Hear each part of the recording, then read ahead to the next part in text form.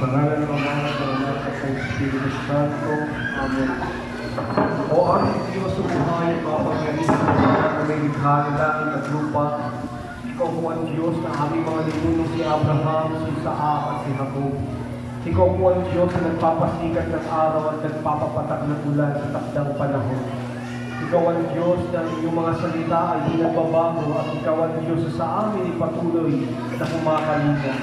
Nagpapasalamat kami sa iyo sa araw na ito na muli ipinagkaloob po ang sandali na kami po'y makapagdiwang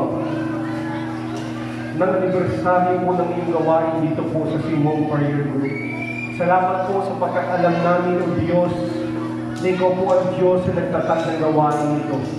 At ang lahat ng mga inakay mo at tubugon sa iyong panawagan, muli Ikaw ang Diyos sa kanila'y magpaparanas, magpapakilala, at ihahayag ang iyong kapangyarihan at ang iyong himala.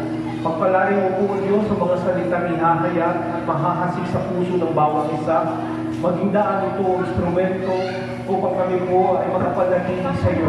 At kami po ay manatili sa iyong mga pangako at sa iyong mga salita na nagbibigay sa amin ng isang buhay na makahulugan at isang buhay na makabuluhan.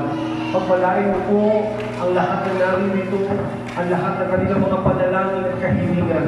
Dalangin po ng iyong abang lingkod, malaya ang kumilos sa kanilang buhay.